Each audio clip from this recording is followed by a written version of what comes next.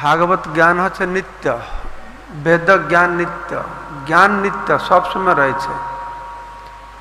কোন প্রকাশিত হচ্ছে, অপ্রকাশিত হচ্ছে। সূর্যের মতন, সূর্য যখন সকালে পূর্ব দিগন্তে উদিত হয় তার মানে সূর্যের জন্ম হলো তা নয়। সূর্য ছিলেন কিন্তু প্রকাশিত হলেন, আমাদের দৃষ্টির অন্তরালে ছিলেন, দৃষ্টির গোচরীভূত হলেন। তো ভাগবত ঠিক সেই রকমই। তো সেই ভাগবতের আবির্ভাব এই তিথিতে হয়েছিল বলে আমাদের শাস্ত্র বলছে। তো ব্যাপার হচ্ছে সারা পৃথিবীর মানুষ যুগ যুগ ধরে কোনো না কোনো শাস্ত্র জ্ঞানের দ্বারা পরিচালিত হচ্ছে। আমরা শুনেছি ধর্ম মানে যে ধারণা করে, ধর্মের অর্থ হচ্ছে ধারণ করা। তো যুগ যুগ ধরে মানুষ ধর্ম অনুশীলন করছে, কেন ধর্মের অনুশীলন করাটাই মনুষ্যতা। মানুষ আর পশুর মধ্যে সেটাই পার্থক্য। ধর্ম হি তেসাং অধিক বিশেষ ধর্ম নহি না পশুভি সমান। তো মানুষের বৈশিষ্ট্য হচ্ছে ধর্মকে পালন করবে, ধর্ম ব্যতিরেকে সে পশুতুল্য হয়ে যাবে, দ্বিপদ পশু হয়ে যাবে। তো ধর্মটি কি? ধর্মের বিভিন্ন সংজ্ঞা ব্যাখ্যা রয়েছে, তার মধ্যে একটি হচ্ছে, তার ধর্মের পরিভাষা হচ্ছে যে শাস্ত্রীয় অনুশাসনকে মেনে চলা, তাকে বলে ধর্ম। অর্থাৎ শাস্ত্রে যে নীতি নিয়ম দেওয়া হয়েছে সেগুলি পালন করা, তাকে বলা হচ্ছে ধর্ম। তো মানুষ জীবনের বিভিন্ন প্রকারের লক্ষ্য রয়েছে, ভৌতিক লক্ষ্য রয়েছে আর পারমার্থিক লক্ষ্য রয়েছে।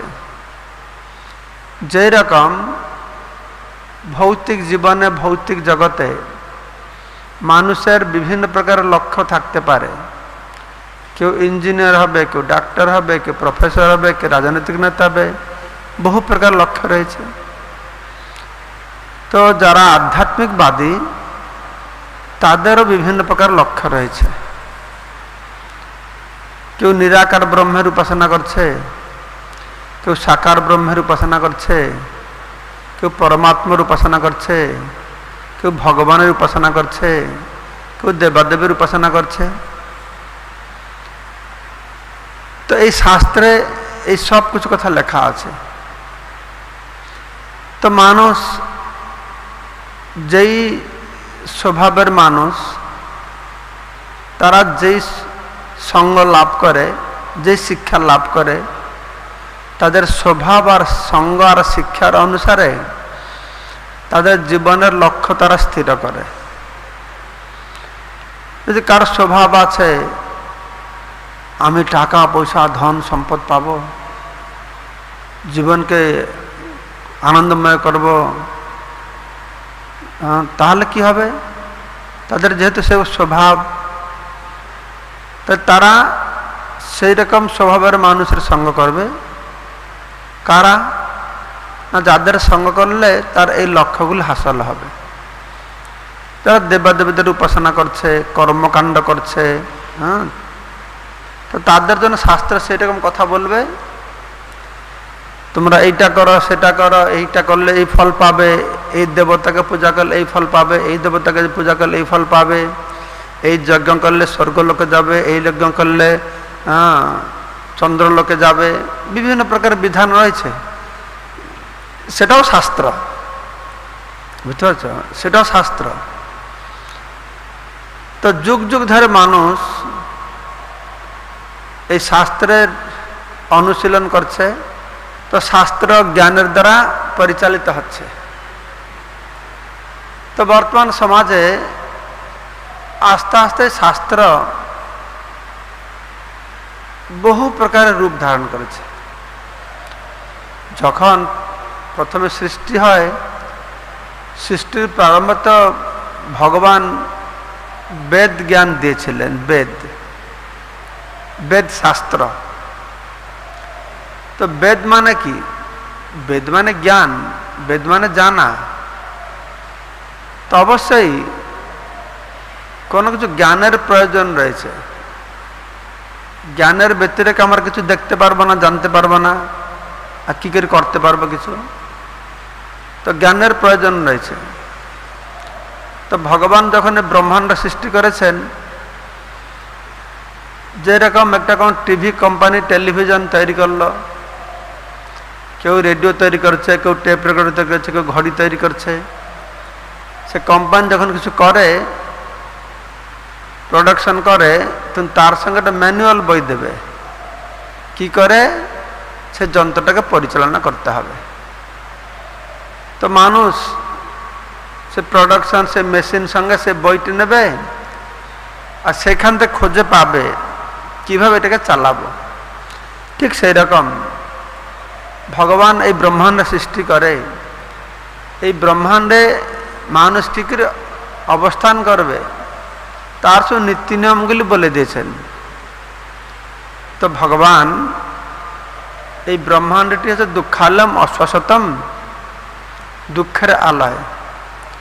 এই ব্রহ্মাণ্ডকে বলা হচ্ছে ভবসাগর, ভবকূপ, সংসার দাবানল, ভব অটবি, সংসার কারাগার। তো যারা ভগবানের বিরোধিতা আচরণ করে তাদের জন্য এই সংসার রূপ কারাগার ভগবান তৈরি করেছেন। তো ভগবান সংসার রূপ কারাগার তৈরি করে মানুষের জন্য, প্রতিটি জীবের জন্য দুই প্রকারের জ্ঞান দিয়েছেন। এক রকমের জ্ঞান হচ্ছে যেই জ্ঞান আহরণ করে এই জগতে জীব সুখে থাকতে পারবে। আর এক রকমের জ্ঞান হচ্ছে আধ্যাত্মিক জ্ঞান, দিব্য জ্ঞান, যে জ্ঞান আহরণ করে মানুষ এই জগৎ থেকে সুখে, এই জগৎকে পরিত্যাগ করে ভগবত ধামে চলে যেতে পারবে। তো মানুষের জন্য, কল্যাণের জন্য আমরা দেখতে পাচ্ছি সৃষ্টির প্রারম্ভে ভগবান যে বেদ জ্ঞান দিলেন, যদি কেউ বেদের অনুধাবন করবে তাহলে দেখতে পারবে এই বেদ আস্তে আস্তে বহু বিস্তৃত রূপ ধারণ করেছে। বহু মুনি ঋষিরা তাদের সাধনার মাধ্যমে, তাদের দিব্য দৃষ্টির মাধ্যমে তারা সেরকম শক্তি প্রাপ্ত হয়েছে। তারা যে বেদের সঙ্গে তার উপনিষদ এসেছে, বেদান্ত এসেছে, বিভিন্ন প্রকারের শাস্ত্র আমরা দেখতে পাচ্ছি, পুরাণ এসেছে, মহাভারত এসেছে, ভাগবত আসছে, তার বর্তমান যুগে লক্ষ্মী পাঁচাল থেকে শুরু করে বিভিন্ন প্রকারের গ্রন্থ প্রকাশিত হচ্ছে। তো এই সমস্ত জ্ঞানকে অপৌরুষেয় বলা হচ্ছে, বেদকে অপৌরুষেয় বলা হচ্ছে। অর্থাৎ কোন পুরুষ এটাকে সৃষ্টি করে না, রচনা করে না, সৃষ্টি করে না। এটা কাউর দ্বারা সৃষ্ট নয়, এটা অনাদিকাল থেকে রয়েছে। এই জ্ঞান অনাদিকাল থেকে রয়েছে। যেরকম ভগবান অনাদি, অনাদি আদি গোবিন্দ, সেরকম জ্ঞান অনাদি। জ্ঞানকে কেউ কোনদিন সৃষ্টি করে না, অনাদিকাল থেকে এই জ্ঞান রয়েছে। তো সেই জ্ঞানটা কি হয় না, মানুষের বুদ্ধির মাধ্যমে, তার কথার মাধ্যমে এই জগতে মানুষের কাছে প্রকাশিত হয়, তার উপলব্ধির মাধ্যমে। যেরকম দৃষ্টান্ত আমরা দেবি, যেরকম মাধ্যাকর্ষণ শক্তি কে নিউটন করেছিল, মাধ্যাকর্ষণ শক্তি, গ্রাভিটি, ফোর্স অফ গ্রাভিটি। একজন বৈজ্ঞানিক করেছিলেন, কে? শিওর? তো দেখছে এটা আপেল গাছ থেকে পড়ে এলো, এই যে মাধ্যাকর্ষণ শক্তিটা নিউটন সারা জগতে প্রকাশ করলেন। তো এই যে জ্ঞানটাকে কি উনি তৈরি করেছেন? এই জ্ঞানটা আগে থেকেই ছিল, মাধ্যাকর্ষণ শক্তি আগে থেকেই ছিল, কিন্তু এই জ্ঞানটা নিত্য, কিন্তু সেই জ্ঞানটা একজনের মাধ্যমে প্রকাশিত হলো। ঠিক সেই রকম এই ধর্ম সম্পর্কে জ্ঞান, সে দেবাদেবী পূজা থেকে শুরু করে ভূত প্রেত পূজা। আমাদের 3 প্রকারের পূজা আছে, তামসিক, রাজসিক, সাত্ত্বিক আর শুদ্ধ সত্যগুণ, 4 প্রকারের। তামসিক পূজা কি না, যারা ভূত প্রেতের পূজা করে তাদের পূজাকে বলে তামসিক পূজা।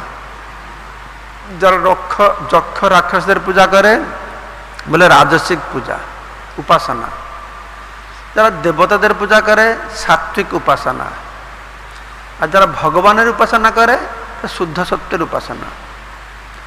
তো কথা আছে, ভগবানের শুদ্ধ সত্য উপাসনা থেকে শুরু করে দেবতা উপাসনা, যক্ষ রাক্ষস উপাসনা, ভূত প্রেতের তামসিক উপাসনা, এ সব সময় জ্ঞান রয়েছে। এই জ্ঞান কেউ তৈরি করে না, সব সময় জ্ঞান রয়েছে। সেই জ্ঞান বিভিন্ন সময়ে বিভিন্ন সিদ্ধ পুরুষের মাধ্যমে এই জগতে প্রকাশিত হচ্ছে। মুনি ঋষিদের মাধ্যমে এই জ্ঞান প্রকাশিত হচ্ছে। কেন মুনি ঋষিরা সেরকম সাধনা করেছে, সেরকম ক্ষমতা সম্পন্ন হয়েছে। ক্ষমতা সম্পন্ন মানুষের মাধ্যম দিয়ে সে তামসিক জ্ঞান হোক, রাজসিক, সব এই জ্ঞানগুলি সব সময় রয়েছে, সেটা প্রকাশিত হচ্ছে। তো পৃথিবী ব্রহ্মাণ্ডের প্রারম্ভের শুরুতে ভগবান নারায়ণ কৃষ্ণ, তো ভগবান ব্রহ্মা তো সৃষ্টি করলেন, এই ব্রহ্মাণ্ডকে কি করে চালাবে তার জন্যে ভগবান এই বেদ রূপকে জ্ঞান দিয়েছেন। তো সেই বেদ আমরা শুনেছি পরে কি হবে, 4 ভাগে করে ব্যাসদেব বর্ণনা করেছেন। কেন 4 ভাগ করলো? না, যে একটা বেদ ছিল, কালের প্রভাবে সেই বেদকে বুঝার লোকদের ক্ষমতা নেই, তাই 4 ভাগে বিভক্ত করা হলো। উপনিষদ, বেদান্ত, যতটা সময় এগিয়ে যাচ্ছে কি হচ্ছে, এই সমস্ত মহাপুরুষেরা ওই কথাটাকে আমাদেরকে ভালো করে বুঝাবার জন্য আমাদের ভাষায় বুঝাতে চেষ্টা করছে। কেন না, বেদ ভগবান নারায়ণ যেভাবে তাকে বলেছিলেন, সে যেভাবে বুঝেছিল, সেই কথা আজকে আমরা বুঝতে পারবো না। আজকে আমাদের বুঝতে পারবার ক্ষমতা নেই। আজকে যে আমাদের বুঝার ক্ষমতা নেই সেটা বাদ দেন, বৈদিক যুগেও এই বেদজ্ঞান সবাই বুঝার ক্ষমতা ছিল না। তো সেজন্য কি হতো না, মুনি ঋষিরা তবে দিব্য দৃষ্টির মাধ্যমে তারা কি করত না, এই বেদকে হৃদয়ঙ্গম করে বুঝে মানুষের কল্যাণের জন্য সর্বত্র তারা প্রচার প্রসার করত। এটা যুগে যুগে রয়ে গেছে যে মহাপুরুষরা এই জ্ঞানকে উপলব্ধি করে প্রকাশ করে। তো এই সূত্রে আমরা দেখছি যে জয় শ্রী রাধা মাধব কি জয়। আমাদের বৈদিক সনাতন ধর্মে শত শত গ্রন্থ, সে গ্রন্থ অধ্যয়ন করে শেষ করা এক জীবনে সম্ভব হবে না। আর সেগুলো বুঝা তো দূরে থাকুক, এটা বুঝে অপরকে বুঝানো তো আরো দুষ্কর। শুধু পড়তেই তো কয়েক জীবন লাগবে, আর সেই যে জ্ঞান ধাঁচে এক একটা পাতাই বুঝতেই তো কত সময় লাগবে। আর সেটাকে বুঝে তারপরে ভালো করে হৃদয়ঙ্গম করবে, লোকদের প্রকাশ করবে, যে লোকরা বুঝতে পারবে, সে আরো অনেক সময় লাগবে। তো বৈদিক সনাতন ধর্ম আমরা দেখি, বেদ, পুরাণ, উপনিষদ, বেদই তো কত বিস্তৃত, পুরাণ উপনিষদ কত রকমের গ্রন্থ রয়েছে।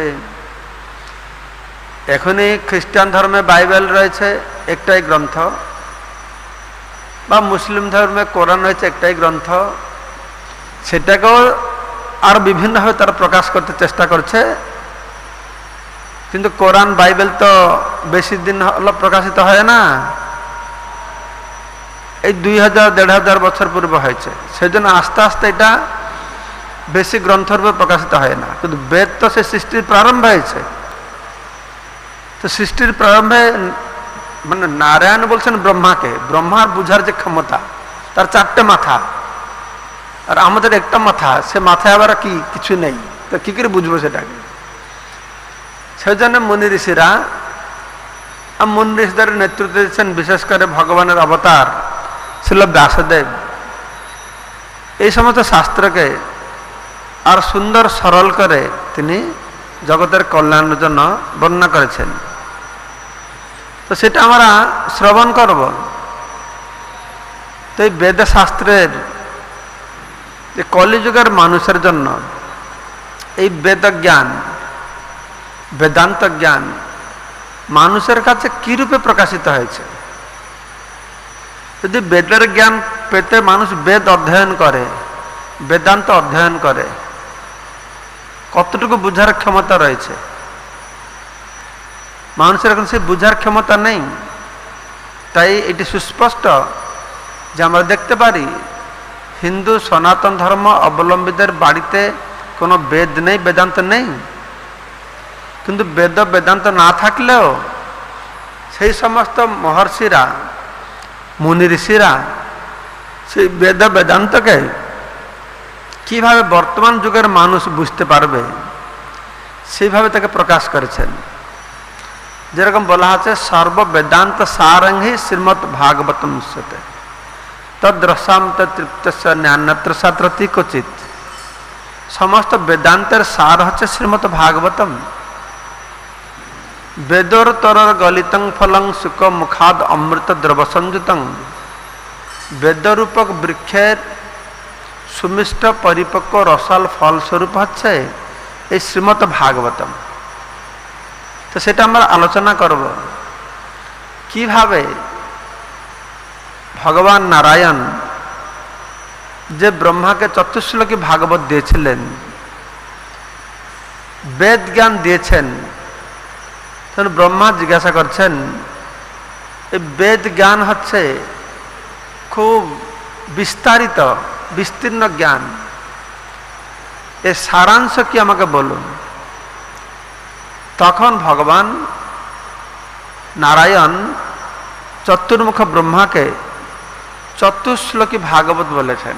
অর্থাৎ বেদের সমস্ত কিছু সার কথা 4টি শ্লোকে বর্ণনা করেছেন। তো 4টা শ্লোকে যে বর্ণনা করেছেন ব্রহ্মার বুঝতে অসুবিধা হয় না, 4টা শ্লোকে সব ধরে ফেলেছেন। কিন্তু সেই 4টা শ্লোক বুঝলে আমরা বুঝতে পারবো না। তো ব্রহ্মা আমরা তো বুঝবো কি 4টা শ্লোকে? ব্রহ্মা যখন তার পরবর্তীকে শিক্ষা দিয়েছেন নারদ মুনিকে, এই 4 শ্লোকে তো সেটা 10টা শ্লোকে বর্ণনা করেছেন, আরো 6টা শ্লোক বেড়ে গেল। নারদ মুনি ব্যাসকে বলেছেন সেই ভাগবত সে 100 শ্লোকে বর্ণনা করেছেন, একই জিনিস, কিন্তু বুঝাতে হলে আরো বেশি করে ব্যাখ্যা দিতে হচ্ছে। হ্যাঁ, ব্রহ্মা যেটাকে যেভাবে বুঝবে নারদ বুঝতে পারবে না, নারদ যেভাবে বুঝতে পারছে ব্যাস বুঝতে পারবে না। আমাদের ব্যাসদেব হচ্ছেন সমস্ত বৈদিক শাস্ত্রের তিনি প্রণয়ন করেছেন, প্রণয়ন করে তিনি কম্পাইল করেছেন, লিখেছেন। তার আগে তো এই বৈদিক শাস্ত্র গ্রন্থরূপে আমরা পেতাম না, লিখিতভাবে আমরা পেতাম না, কিন্তু তখন লেখা দরকারও ছিল না। সেই সময়ে মানুষের বুদ্ধিমত্তা ধীশক্তি অত প্রখর ছিল, বিশেষ করে যারা ধর্মভাবাপন্ন ছিল, যারা আধ্যাত্মিকবাদী ছিল, তাদের ধীশক্তি খুব প্রখর ছিল, তারা শুনেই মনে রাখতে পারত। কিন্তু বর্তমান যুগে আমরা তো গতকালকে এই সময় কি করছিলাম কেউ যদি জিজ্ঞাসা করে তাহলে আমাদের চিন্তা করবো, মনে থাকে না, আমাদের খুব ভুলে যাই। তো সেই জন্য পূর্ব সময় তো শুনে শুনে মনে রাখত, সেই জন্য শ্রুতি বলা হয়। শ্রুতি শ্রুতি স্মৃতি পুরাণাদি। তো এই জন্য শ্রুতি স্মৃতি পুরাণ শ্রবণের মাধ্যমে শ্রুতি শাস্ত্র মানুষ জানত, তো লেখার দরকার ছিল না। তো যখন কলিযুগের প্রারম্ভে শ্রীল ব্যাসদেব, তিনি তো তত্ত্বদ্রষ্টা, ত্রিকালদর্শী, তত্ত্ব কি জানেন আর অতীত বর্তমান ভবিষ্যৎ সম্পর্কে জানেন। তিনি বুঝতে পেরেছেন দ্বাপর যুগ শেষ, কৃষ্ণ চলে গেছেন, আর যেদিন কৃষ্ণ চলে গেছেন সেই দিন এই পৃথিবীকে কলি গ্রাস করেছে, অর্থাৎ কলিযুগের শুরু হয়েছে। দ্বাপর যুগ শেষ হয়, কলিযুগ শুরু হয়েছে। আর কলিযুগের লক্ষণ সব ব্যাসদেব বুঝতে পেরেছেন। কলিযুগ হচ্ছে মন্দ সুমন্দ মত হেয় মন্দ ভাগ্য হে উপদ্রুত। কলিযুগের মানুষ অল্পায়ু হবে, আলস্যপরায়ণ হবে, মন সবসময় খুব বিভ্রান্ত থাকবে, বিভিন্ন প্রকার উপদ্রব হবে, মন্দ ভাগ্য হবে, বিভিন্ন প্রকারের খারাপ গুণ সম্পন্ন, যাকে শুকদেব গোস্বামী বলছেন কলের দোষ নিধি রাজন। কলিযুগের দোষের সমুদ্র। তো এই সমস্ত বুঝতে পারে তো ব্যাসদেব চেষ্টা করছেন যে কিভাবে এই সমস্ত বেদ শাস্ত্রকে সরল করে মানুষের কাছে উপস্থাপনা করতে পারবে। তাই তিনি বেদকে, একটা বেদ ছিল, 4টে বেদে প্রকাশ করলেন, ঋক সাম যজু অথর্ব। তারপর বেদান্ত সূত্র, উপনিষদ, বিভিন্ন পুরাণ, পঞ্চরাত্র, বিভিন্ন মুনি তিনি নিজে প্রণয়ন করেছেন, তার শিষ্যদেরকে শিক্ষা দিয়েছেন, তার শিষ্যরা তার শিষ্যকে শিক্ষা দিয়েছেন। এই জ্ঞান এইভাবে সারা জগতে প্রচারিত হচ্ছে। যেটা বললাম, বিভিন্ন ঋষিরা বিভিন্ন এই বেদ জ্ঞানের বিভিন্ন প্রকারের যে অঙ্গ রয়েছে তাকে গ্রহণ করে, সেই রকম স্বভাব প্রকৃতির মানুষের কাছে তা প্রচার করছে। তো এইভাবে ব্যাসদেব যে লিখছেন, লেখে খুব, কিন্তু মনে কোনো শান্তি নেই। জগতের কল্যাণের জন্য অত গ্রন্থ প্রণয়ন করে। তো তখন বলা হচ্ছে যে একদিন সরস্বতী নদী তীরে এই ব্যাসদেব খুব দুঃখী হয়ে বসে আছেন যে জগতের কল্যাণের জন্য আমি বৈদিক জ্ঞানকে সরল করে মানুষকে বুঝাবার জন্য অত কিছু করলাম, কিন্তু আমার মনে শান্তি পাচ্ছি না কেন। তো ঠিক সেই সময় তার গুরুদেব নারদ মুনি আবির্ভূত হয়েছেন। তুমি অত দুঃখী কেন, দুঃখের কারণ কি? তো ব্যাসদেব বলছেন, গুরুদেব, জগতের কল্যাণের জন্য আমি বেদ শাস্ত্র, বেদান্ত, উপনিষদ, পুরাণ অত রচনা করলাম, তবু আমি বুঝতে পারছি না আমি কেন শান্তি পাচ্ছি না। আমার হৃদয়ে যেন কিছুর অভাব রয়ে গেছে, আমার কার্যটা পূর্ণতা প্রাপ্ত হচ্ছে না, এরকম আমার অনুভব হচ্ছে। সেজন্য আমি খুব দুঃখাভিভূত। তো নারদ মুনি বললেন, আরে তুমি জগতের কল্যাণের জন্য করেছ, তুমি বেদ শাস্ত্র প্রণয়ন করে জগতের অকল্যাণ করেছ। হ্যাঁ, অকল্যাণ কি করে না, অকল্যাণ হচ্ছে নারদের বিচার ছিল যে বেদশাস্ত্রে ঠিক আছে, আমি যেটা বলেছিলাম 2 প্রকারের জ্ঞান আছে। এই জগতে কি করে মানুষ ভালোভাবে থাকবে সেই শাস্ত্রীয় জ্ঞান দেওয়া হয়েছে কর্মকাণ্ডের মাধ্যমে, যে কিভাবে এই যজ্ঞ করো এখানে যাবে, এই যজ্ঞ করো এখানে যাবে, কিভাবে প্রায়শ্চিত্ত করবে, এই কর্মকাণ্ড বেদে সব বলা হয়েছে। তারপরে এই জ্ঞানের মাধ্যমে এই দুঃখের নিবৃত্তি পায় মুক্তির কথা বেদে বলা হয়েছে। কিন্তু সুস্পষ্টভাবে ভক্তি, যে ভক্তির মাধ্যমে জীবনের পরম পুরুষার্থ কৃষ্ণ প্রেম প্রাপ্ত হয়, সেটি বৈদিক সাহিত্যে সুস্পষ্টভাবে বর্ণনা করা হয় না। तो नारद मुनि सेठी ताके देखालें, देखो तुम्हार हृदय आनंद হবে না যতক্ষণ তুমি শুদ্ধ ভক্তির কথা বর্ণনা না করেছ। বৈদিক সাহিত্য, বেদশাস্ত্র ইত্যাদিতে কর্মকাণ্ডের প্রচুর বর্ণনা করা হয়েছে, জ্ঞানকাণ্ডের প্রচুর বর্ণনা করা হয়েছে, উপাসনা কাণ্ডের বর্ণনা করা হয়েছে, কর্ম মিশ্র ভক্তি বলা হয়েছে, জ্ঞান মিশ্র ভক্তি বলা হয়েছে, বিভিন্ন প্রকারের উপায় দেওয়া হয়েছে জীবনের বিভিন্ন প্রকার সিদ্ধি লাভ করার জন্য। কিন্তু সমস্যা হয়ে গেছে কি, তুমি কৃষ্ণ প্রেম, প্রেম পুমার্থ মহান, এটি তুমি জীবনের পঞ্চম পুরুষার্থ বর্ণনা করো না। চারি পুরুষার্থ ধর্ম, অর্থ, কাম, মোক্ষ এটা বর্ণনা করেছ। এতে জগতের কল্যাণ হবেই। ধর্ম করে অর্থ উপার্জন করাটা সবাই জানে, এটা ভালো।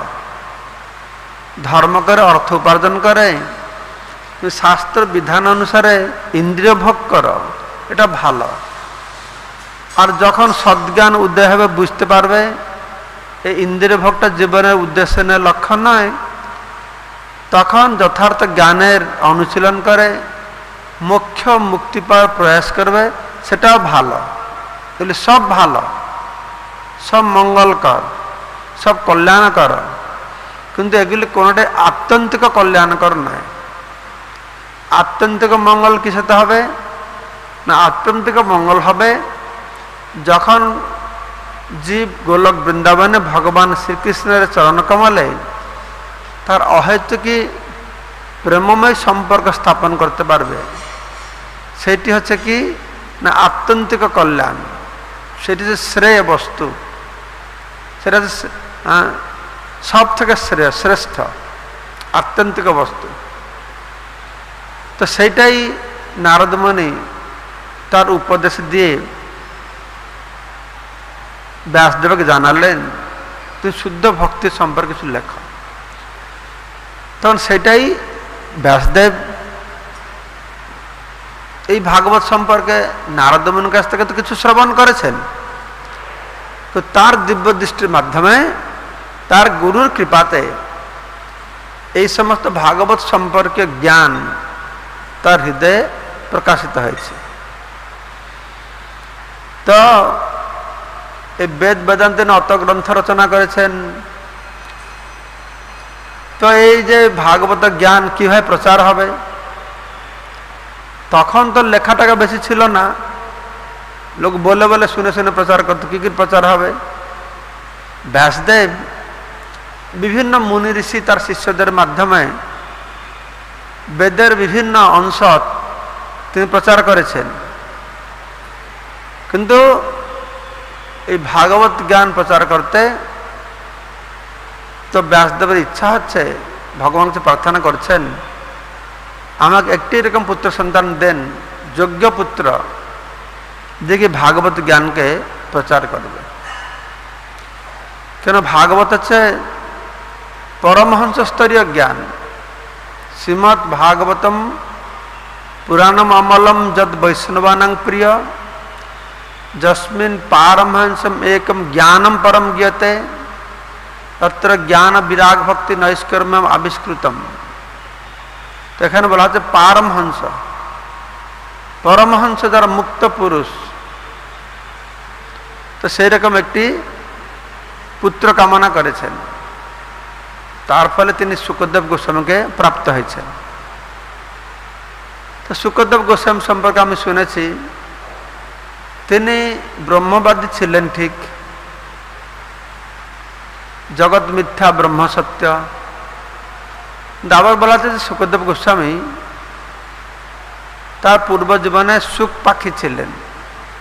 আপনারা সবাই জানেন যে সুখ সারি, রাধারানীর প্রিয় ছিল সারি, সারিকা, আর কৃষ্ণের প্রিয় ছিল সুখ পাখি।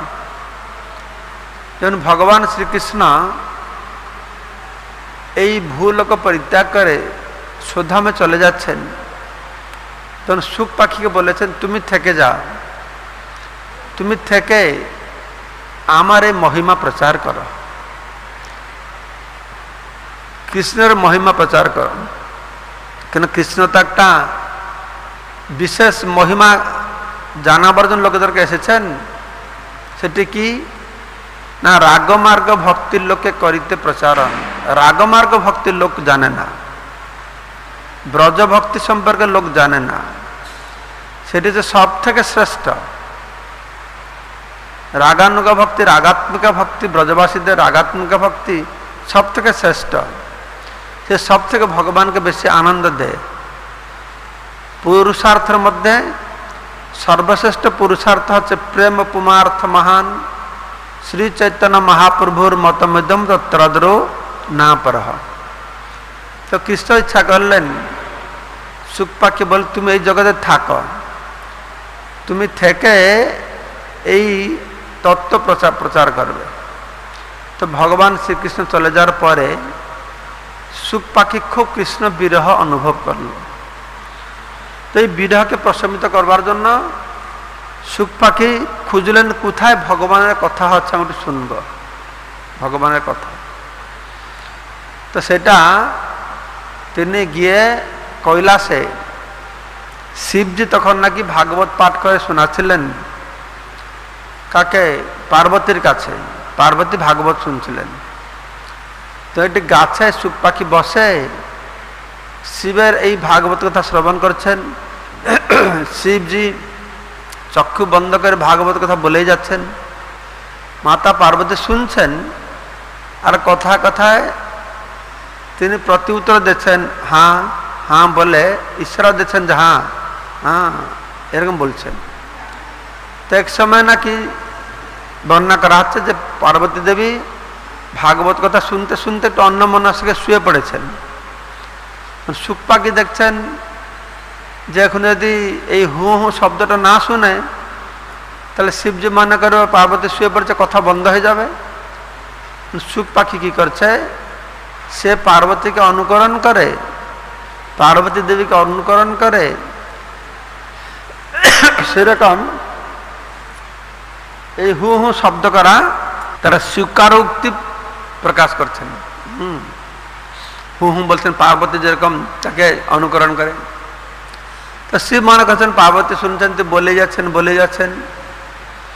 শেষে যখন চোখটা খুলেছেন দেখছেন কি পার্বতী শুয়ে আছেন। আরে পার্বতী শুয়ে আছে, তাহলে প্রতি উত্তর দিচ্ছে কে? তো চারদিকে তাকাচ্ছেন, কে দিচ্ছে? তো গাছের উপর বসে আছে সুখ পাখি। তখন শিব ক্রোধান্বিত হয়ে গেছেন, ভাগবত কথা শোনার অধিকার সবার নেই, ভাগবত কথা শুনবার অধিকার কারোর সবার নেই। যেমন প্রভুপাদ বলছেন যে প্রথমে ভগবত গীতা পাঠ করতে হবে। গীতা পাঠ করে যখন মানুষ বুঝতে পারবে, উপলব্ধি করতে পারবে, হৃদয়ঙ্গম করে সে গ্রহণ করতে প্রস্তুত আছে যে কৃষ্ণই ভগবান, তখন সে ভাগবত পড়তে পারে। ভগবত গীতায় অর্জুন বলছেন পরম ব্রহ্ম পরম ধাম পবিত্রম পরমম ভবান। তো সেজন্যই যদি ভাগবত গীতা অধ্যয়ন করে কেউ বুঝতে পারে কৃষ্ণই ভগবান, তাহলে সে ভাগবত অধ্যয়ন করার অধিকার পায়। ভাগবতের অধিকার সবার নেই। সেজন্য ভাগবতের প্রথম শ্লোক আমরা কি বলি? ওম নমো ভগবতে বাসুদেবায়। আমি বসুদেবানন্দন শ্রীকৃষ্ণ বাসুদেব, তিনি ভগবান, তাকে আমি নমস্কার করছি। তখন এখানে দেখা গেল যে ভাগবত শ্রবণ করবার সেরকম অধিকার দরকার। কেননা ভাগবত সবাই অধ্যয়ন করতে পারে, সবাই অধ্যয়ন করছে। যে কেউ লোক ভাগবত অধ্যয়ন করে, কিন্তু সবাই অধ্যয়ন করলেও ভাগবতকে সমানভাবে বুঝতে পারবে না। যারা কর্মকাণ্ডী রয়েছে, জ্ঞানী যোগী ভক্ত, সবাই ভাগবত পড়ে, কিন্তু সবাই ভাগবতকে সমানভাবে বুঝতে পারবে না। কেননা ভাগবত সবাইকে নিজের কাছে সমানভাবে প্রকট করবে না। ভাগবত হচ্ছে ভগবান থেকে অভিন্ন। ভগবান যেন সর্বব্যাপক নিত্য, ভাগবত সর্বব্যাপক নিত্য।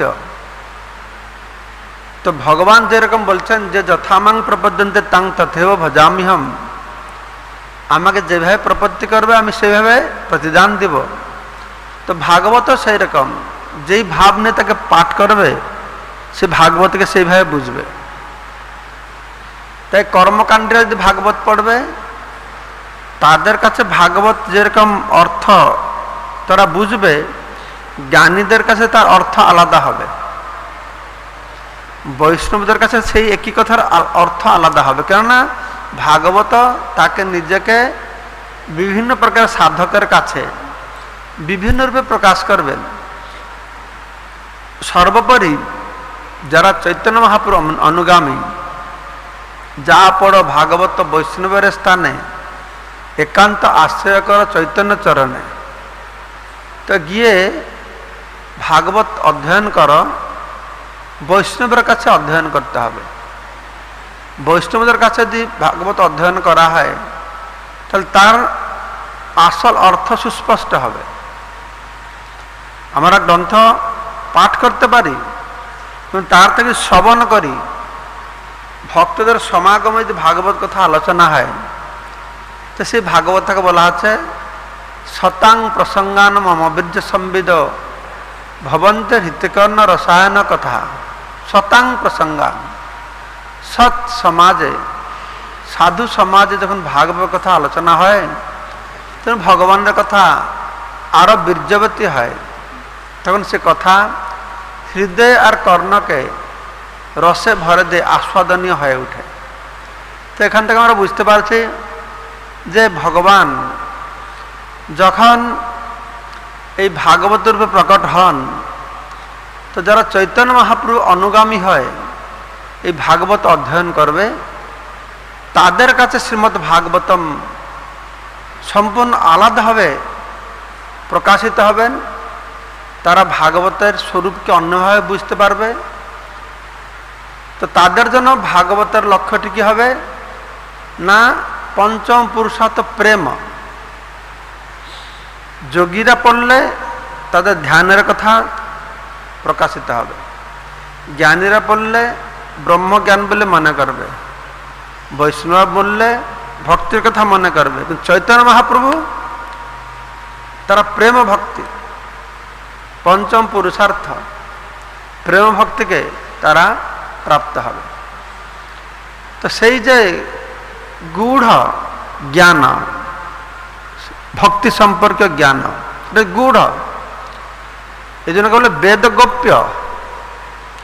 বেদ সুস্পষ্টভাবে এই ভক্তি সম্পর্কে বর্ণনা করা হয় না, গুপ্তভাবে তাকে রাখা হয়েছে, বেদের মধ্যে গুপ্তভাবে রাখা হয়েছে।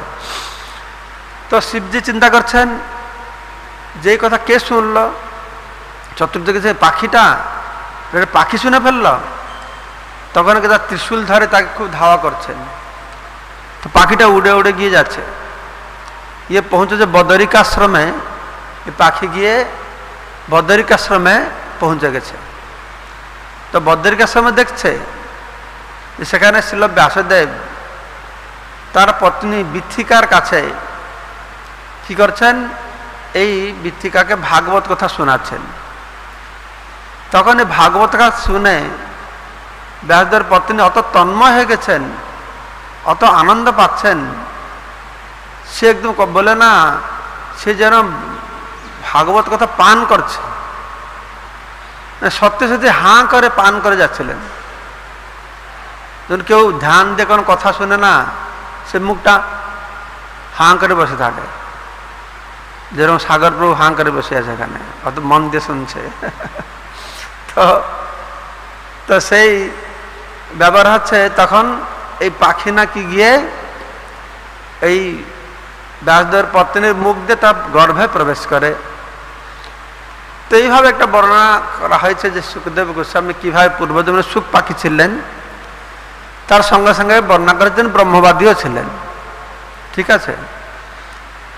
তো এই সুখ পাখি সেইখান থেকে মাতৃগর্ভ থেকে তিনি নির্গত হতে চান না, জগৎ মিথ্যা, মায়া, আমি মায়াতে পড়ে যাব। তাকে ব্যাসদেব অন্যরকম বুঝাচ্ছেন, ও শুনতে চায় না। বলছে একবার তো কৃষ্ণ যদি এসে আমাকে দ্বারকা থেকে এসে বলবে, আমাকে কথা দেবে যে মায়াবদ্ধ হবে না, তাহলে আমি বেরোবো। তখন ভগবান শ্রীকৃষ্ণকে এসে সুখদেব গোস্বামীকে বুঝাতে হয়েছে। 16 বছর নাকি মাতৃগর্ভে অবস্থান করলেন, তিনি মাতৃগর্ভ থেকে বেরোতে চাইছেন না। তখন ভগবান কৃষ্ণ এসে আশ্বাসনা দিয়েছেন সুখদেব গোস্বামীকে, তুমি এসো, তুমি মায়াগ্রস্ত হবে না, এই জগতে এসো মানুষ মায়াগ্রস্ত হবে না, যদি সে এই ভাগবত জ্ঞানের আশ্রয় নিয়ে থাকে, তাহলে মায়া তাকে ধরবে না। নির্বন্ধ কৃষ্ণ সম্বন্ধ, কৃষ্ণ সম্বন্ধীয় হলেই সে কি হবে, তাকে আর মায়া স্পর্শ করবে না। কেননা কৃষ্ণ সূর্য সম, মায়া হয় অন্ধকার, যাহা কৃষ্ণ তাহা নাহি মায়ার অধিকার, তাকে আর মায়া স্পর্শ করতে পারে না। তখন সুখদেব গোস্বামী আবির্ভূত হয়েছেন, মাতৃগর্ভ থেকে নির্গত হয়, কোন সংস্কার মধ্য দিয়ে না গিয়ে, তিনি মুক্ত পুরুষ, তাকে কোন সংস্কার মধ্যে যেতে হয় না। তিনি ঘর পরিত্যাগ করে সোজা চলে গেছেন। তিনি চলে যাচ্ছেন তো ব্যাসদেব তার পিছনে পিছনে ছুটছে, হা পুত্র হা পুত্র হা পুত্র বলে, কিন্তু আর সুখদেব গোস্বামী তার কথা শুনে না। চলে যাচ্ছেন, শুধু জঙ্গলে সে বৃক্ষগুলি প্রতিধ্বনিত করছে, হা পুত্র প্রতিধ্বনি সে শুনতে পারছে, যেন মনে হয় বৃক্ষগুলি তার কথা উত্তর দিয়ে বলছেন হা পুত্র হা পুত্র। তো তিনি অত নির্বিকার পুরুষ ছিলেন ছিল সুখদেব গোস্বামী, তিনি সম্পূর্ণ উল্লগ্ন হয়ে চলে আসেন। তার স্ত্রী পুরুষ জ্ঞান ছিল না, ভৌতিক ভেদ দ্বন্দ্ব জ্ঞান ছিল না, কেননা তিনি ভালো মন্দের ঊর্ধ্বে ছিলেন, তিনি ত্রিগুণাতীত ছিলেন, তিনি আত্মারাম ছিলেন। আত্মারাম ভাগবতে বর্ণনা করা হচ্ছে, সুখদেব গোস্বামী যাচ্ছেন, পুকুরে মহিলারা স্নান করছিল, সুখদেব গোস্বামীকে দেখে সে মহিলাদের কোনো বিকার আসে না। সুখদেবের পিছনে ব্যাসদেব যাচ্ছেন, তো ব্যাসদেবকে দেখে তারা সবাই নিজেকে একটু সংযত করেছে, কারণ সুখদেব নির্বিকার ছিলেন, তিনি আত্মারাম ছিলেন, ব্রহ্মবাদী আত্মারাম ছিলেন। তো জঙ্গলে জঙ্গলে ঘুরে বেড়াচ্ছেন। তো ব্যাসদেব তো পুত্র শোকে খুব শোকাভিভূত হয়েছেন, এই পুত্রকে আমার লাগবে। তো তিনি কি করছেন, তার দুটো শিষ্যকে দুটো শ্লোক শিখিয়েছেন। একটা শ্লোকের মাধ্যমে ভগবান রূপের বর্ণনা করা হয়েছে, বরাহপীড় যে শ্লোকটি বর্ণনা করে শিখিয়েছেন, যে ভগবান রূপ সুন্দর বর্ণনা করা হয়েছে, কি করে ময়ূর পুচ্ছ ধারণ করেছেন ইত্যাদি। আরেকটি শ্লোক শিখিয়েছেন যে ভগবান কত কৃপাময়, অহ বকিয়ম স্তনকাল কূটম, এই শ্লোকটি, দুটো শ্লোক। তো এই দুটো শ্লোক শিখিয়ে তার শিষ্যরা জঙ্গলে গিয়েছে, কাঠ কাটছে, সমৃদ্ধ কৃষ্ণ ইত্যাদি সংগ্রহ করছে যজ্ঞের জন্য। ব্যাসদেব বলছেন তোমরা যখন জঙ্গলে এই দুটো শ্লোক সবসময় বলবে। আর সেই দুটো শ্লোক তো জঙ্গলে সুখদেব গোস্বামী শুনতে পেরেছেন। তিনি সুখদেব গোস্বামী শুনে খুব আকৃষ্ট হয়ে পড়েছেন, কি সুন্দর। বরাহপীড় শ্লোক শুনে কৃষ্ণের রূপের মাধুরিমা শ্রবণ করে ওহ রূপের প্রতি আকৃষ্ট হয়েছেন। তো বাহারটা তো খুব সুন্দর, ভিতরটা কত সুন্দর। তখন অহ বকিয়ম স্তনকাল কূটম, এই দুটো শ্লোকের মাধ্যমে শ্রীল ব্যাসদেব পরম ব্রহ্ম ভগবানের বাহিরের সৌন্দর্য আর ভিতরের সৌন্দর্য বর্ণনা করেছেন। তো এটা শ্রবণ করেই সুখদেব গোস্বামী, তিনি ব্রহ্মবাদী, তিনি আত্মারাম, আত্মাতে রমণ করেন যারা, তারা কোনো কিছুর প্রতি আকৃষ্ট হয় না, কোনো কিছু তাদেরকে আকর্ষণ করতে পারে না।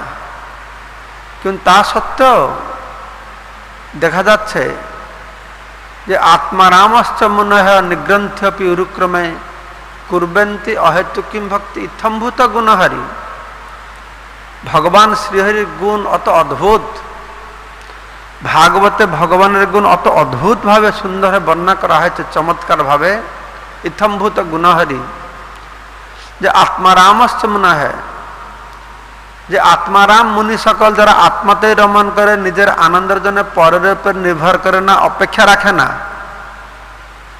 कोनो किछु द्वारा आकृष्ट नन। आत्माराम मुनि तार निग्रंथि, ताদের हृदय समस्त ग्रंथ থেকে অন্থ থেকে মুক্ত, বন্ধন থেকে মুক্ত, সম্পূর্ণ মুক্ত পুরুষ। তো তারা পর্যন্ত ভগবানের হরির এই কথা, এই গুণ অত মহান শ্রেষ্ঠ আকর্ষণীয়। কুর্বন্তি অহেতুকিম ভক্তি নিগ্রন্থি অপি উরুক্রমে, তারা ভগবান উরুক্রমের প্রতি এই ভক্তি দ্বারা আকৃষ্ট হয়, তারা ভক্তিমূলক সেবায় তারা নিযুক্ত হয়। তো সুখদেব গোস্বামী নববিধা ভক্তির একটি অঙ্গ হচ্ছে কীর্তনম। সুখদেব গোস্বামী পরবর্তী তিনি ভাগবত কীর্তন করেছিলেন। সুখদেব গোস্বামী এই শ্লোক শুনে খুব আকৃষ্ট হয়েছেন, আনন্দ পেয়েছেন, মানে ব্রহ্মানন্দ থেকে বেশি পেয়েছেন। আত্মাতে রমন করে যে আনন্দ পেয়েছেন তার থেকে বেশি আনন্দ পেয়েছেন, কেন ভগবানের গুণের শ্রবণ করছেন। ইথম্ভূত গুণহরি। জিজ্ঞাসা করেছেন অত সুন্দর শ্লোক তোমাদের কোথা থেকে পেল? না, আমাদের গুরুদেব বলেছেন। ও, তোমাদের গুরুদেব কাছে আমাকে নিয়ে চলো। তখন শুকদেব গোস্বামী নাকি ব্যাসদেবের কাছে নিয়ে যাওয়া হয়েছে, আর ব্যাসদেব সম্পূর্ণ ভাবে ভাগবত শিক্ষা দিয়েছেন। ভাগবতীয় শিক্ষা দিয়েছেন, ভাগবত শিক্ষা দিয়েছেন। আর সেই ভাগবত শিক্ষা লাভ করে শুকদেব গোস্বামী সেই সারা জগৎ ঘুরে বেড়াচ্ছেন, সারা জগৎ ভ্রমণ করছেন। তো এইভাবে আমাদের বুঝতে হবে দুটো জিনিস। বেদ জ্ঞান যে ভগবান দিলেন, অপৌরুষেয় জ্ঞান, সেই জ্ঞান কিভাবে বড় বড় মুনি ঋষি সাধকদের দিব্য দৃষ্টি মাধ্যমে এই জগতে আরো বিস্তারিত রূপে প্রকাশিত হচ্ছে। যুগোপযোগী শিক্ষা, মানুষ এটাকে ধরতে পারবে, গ্রহণ করতে পারবে। এই একই কথা ওই 4টা শ্লোকে যেটা বলা হয়েছিল, এখন 18,000 শ্লোক। সেই 4টা শ্লোকে আমরা যে শুনি কিছুই বুঝবো না। শুকদেব গোস্বামী তিনি তো মুক্ত পুরুষ, তো সেটা হলো শুক মুখাদ অমৃত দ্রব সংযুতম। তো সেই শ্রীমদ ভাগবত যেটা হচ্ছে বেদর তরর গলিতং ফলং শুক মুখাদ অমৃত দ্রব সংযুতং পিবত ভাগবতম রসমালয় মুহুরহ রসিক ভাব কাহে। এই পৃথিবীর যে রসিক ভাবুক ভক্তবৃন্দ, তাদের উদ্দেশ্যে বলা হচ্ছে যে শুকদেব গোস্বামী কাছ থেকে সেই বেদের কথাটা সবসময় লোকেরা বলে অনেক, ও বেদে এটা বলা হয় না, বেদে এটা বলে না। আর বেদে যেটা বলেছে জানো তুমি বেদে কত বড়? বেদে যা বলবে তার একটা অক্ষর লাইন বুঝতে পারবে? তো সবসময় বেদে কোথায় আছে, বেদে কোথায় আছে খুঁজে পাওয়া মুশকিল। খুঁজে পেলে তার অর্থ বোঝা মুশকিল, তার বাস্তবিক প্রয়োগটা বোঝা মুশকিল। সেই জন্য এটা জানতে হবে। যুগ যুগ ধরে তত্ত্বদ্রষ্টা মুনি ঋষিরা, বিশেষ করে কলিযুগের প্রারম্ভে ভগবান অভিন্ন তার শক্তাবেশ অবতার শ্রীল ব্যাসদেব সমস্ত বেদশাস্ত্রকে সরলভাবে বর্ণনা করে কলিহত বদ্ধ জীবের আত্যন্তিক কল্যাণের জন্য সর্বশেষে কি করেছেন? এই ভাগবত কথা তিনি বর্ণনা করেছেন। তো সেই শুকদেব গোস্বামী যে ভাগবত কথা বর্ণনা করলেন আজকে থেকে 5,000 বছর পূর্বে, তো এই সময় ভাদ্র পূর্ণিমার দিন নাকি শাস্ত্র অনুসারে এই ভাগবত কথা প্রকাশিত হয়েছিল জগতের কল্যাণের জন্য। সেজন্য আজকে থেকে আগামী 4 দিন ধরে, আজকে নিয়ে 4 দিন, আমরা প্রতিদিন শ্রীমদ্ ভাগবতমের অগাধ মহিমার কথা আলোচনা করব। যে কথা শ্রবণ করলে ভাগবতের প্রতি আমাদের কি হবে, রুচি আসবে। তদ রসামৃত তৃপ্তস্য ন্যান্যত্র স্যাৎ অতি ক্বচিৎ। তো সেই ভাগবত রসকে যে আস্বাদন করবে, যে তৃপ্তি লাভ করবে, তখন তার অন্য কোনো কিছুর প্রতি তৃপ্তি হবে না। যে বেদবৃক্ষের ফল পরিপক্ক সুমিষ্ট ফলস্বরূপ ভাগবতকে আস্বাদন করেছে, সে অন্য কোনো কিছু আস্বাদন করবে না। একটা আম গাছ আছে, আম গাছ থেকে আম ফলেছে, আমের গাছের ফল হচ্ছে আম, কিন্তু মানুষ আম খেয়ে তৃপ্তি পায়, আমের ডালটাকে চেবায় তৃপ্তি পায় না, আম গাছটাকে খেয়ে তৃপ্তি পায় না। ঠিক সেই রকম বেদরূপক বৃক্ষের ফল স্বরূপ হচ্ছে শ্রীমদ্ ভাগবতম। তাই যারা বুদ্ধিমান ব্যক্তি তারা ডালকে না চিবিয়ে তারা বেদ যে ফলটা দিয়েছে শ্রীমদ্ ভাগবতম, যে ফল দিয়েছে, বেদর তরর গলিতং ফলং। এটা আম গাছ যদি আমরা মনে আছি ছোটবেলায় বাড়িতে আম গাছ হতো, আমরা আম পাড়তে যেতাম, কোনো আমটা যদি শুক পাখি মুখ লাগিয়ে থাকে তার সুগন্ধ আর সুস্বাদু হয়। ঠিক সেই রকম এই বেদ বৃক্ষরূপক ফল যে শ্রীমদ্ ভাগবতম, যখন এই শুক পাখি, শুক মুনি, শুকদেব মুনি, শুকদেব গোস্বামী, শুক মুখাদ অমৃত দ্রব সংযুতং, সে আরো অমৃতময় হয়ে উঠেছে, আরো সুস্বাদু হয়ে উঠেছে। শুকদেব গোস্বামীর মতন আত্মারাম মহাপুরুষের মুখ থেকে নির্গত হওয়ার ফলে সে আরো সরস আর সুন্দর হয়ে উঠেছে। তো এই শ্রীমদ্ ভাগবতম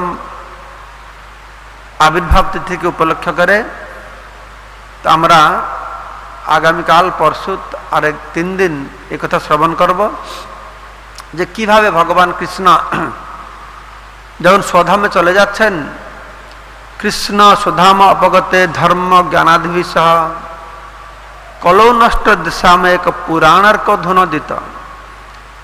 শ্রীকৃষ্ণ যখন তার লীলা সম্বরণ করে দ্বাপরের শেষে ধর্ম ও তত্ত্বজ্ঞানকে নিয়ে নিজ ধামে প্রত্যাবর্তন করলেন। ধর্ম জ্ঞানাধিবি সহ, ধর্ম আর জ্ঞান এই জগৎ থেকে চলে গেছে, এই জগতে ধর্ম নেই। যে ধর্মর 3টে পা, 4টে পায়ে দাঁড়িয়ে থাকে, 3টে পা নষ্ট হয়ে গেছে, শুধু একটা পার পর ধর্ম দাঁড়িয়ে আছে। তো তখন মানুষ দৃষ্টিহীন হয়ে পড়েছে। কলৌ নষ্ট সামেশ, কলিযুগের প্রভাবে নষ্ট দৃশ্যম, মানে দৃষ্টিহীন মানুষকে যথার্থ রাস্তা প্রদর্শন করাবার জন্য পুরাণ অর্ক অধুনা উদিত। অধুনা মানে এখন, এই সূর্যের মতন উজ্জ্বল পুরাণ, অর্ক সূর্যের মতন উজ্জ্বল পুরাণ ভাগবত। তাই পুরাণ, অষ্টাদশ পুরাণে সবাইকে পুরাণ বলা হয়, তো ভাগবতকে বলা আছে মহাপুরাণ। এই মহাপুরাণ রূপে ভগবান কৃষ্ণ আবির্ভূত হয়েছেন। কলিহত্যবদ্ধ জীব যারা কলির যুগের প্রভাবে দৃষ্টি হারিয়েছেন, তাদেরকে যথার্থ দৃষ্টিশক্তি দেওয়ার জন্য, মার্গ প্রদর্শন করাবার জন্য। তো সেজন্য আমাদের গত কয়েক বছর যাবৎ এই ভাদ্র পূর্ণিমাকে উপলক্ষ করে সারা পৃথিবী জুড়ে ভাগবত গ্রন্থ বিতরণ করা হচ্ছে, ভাগবত বর্ণনা করা হয়েছে। শেষের দিকে এই তিথিতে যে ভাগবতের আবির্ভাব বলে আমরা পালন করছি, যারা ভাগবত সংগ্রহ করবে, বিশেষ করে যারা ভাগবত অপরকে দান করবে, তারা ভগবান অত্যন্ত প্রিয় এবং ভগবত ধামে যাওয়ার উপযোগী হতে পারে। সারা বিশ্বে মানুষ ভাগবত গ্রন্থ প্রচার প্রসার জন্য চেষ্টা করছেন। আর এবছর আমরা এই ভাগবতকে আমরা দেখতে পাচ্ছি আমাদের ট্রাইবালদের মধ্যে যে প্রচার হচ্ছে, ট্রাইবাল মানুষও পর্যন্ত তারাই ভাগবত অধ্যয়ন করে। এই যে নৈমিষারণ্যে ভাগবত কথা হয়েছিল, সুত গোস্বামী বলেছিলেন, শুকদেব গোস্বামী সেই হাজার হাজার মুনি ঋষিদের জঙ্গলেও বলেছিলেন, আজকে সেই জঙ্গলে জঙ্গলে এই জ্ঞান পৌঁছে যাচ্ছে। ট্রাইবাল লোকেরা এই ভাগবত অধ্যয়ন করে তাদের জীবনকে সার্থক করছেন। তো যারা আপনারা এই ভাগবত সংগ্রহ করে ট্রাইবালদের মধ্যে বিতরণ করতে চান, এটা খুব দরকার। এখনই ট্রাইবালরা সব অন্য ধর্মান্তরিত হয়ে যাচ্ছে, যেহেতু আমাদের ধর্মের সম্পর্কে জ্ঞান পাচ্ছে না। তো সেই জন্য আমার ইস্কন পক্ষ থেকে গীতা জয়ন্তী উপলক্ষে হাজার হাজার লক্ষ লক্ষ গীতা আমরা স্পন্সরশিপ সংগ্রহ করছি। বহু গীতা আমরা ট্রাইবালদের মধ্যে বিতরণ করছি। প্রতি ট্রাইবালের ঘরে ঘরে যেন একটা গীতা থাকে। তখন এই বছর আমরা ট্রাইবালদের মধ্যে এই ভাগবত গ্রন্থ প্রচার প্রসারের ব্যবস্থা সংকল্প নিয়েছি। যারা আপনারা চান আমাদের সাথে যোগাযোগ করবেন হোয়াটসঅ্যাপে 9434506434 9434506434 যোগাযোগ করবেন। তাহলে ভাদ্র পূর্ণিমার দিন আপনার এই মহৎ কাজে আপনি নিযুক্ত থাকবেন। তো এরকম আগামীকাল পরশু আমরা 3 দিন ধারাবাহিকভাবে এই ভাগবত কথা শ্রবণ করব। সমস্ত শ্রোতা দর্শনার্থীদের আমি আমার আন্তরিক কৃতজ্ঞতা প্রকাশ করে আমার ভাগবত কথাকে, ভাগবতের মহিমামৃতকে এখনই আমি বিশ্রাম দিচ্ছি। ধন্যবাদ। হরে কৃষ্ণ।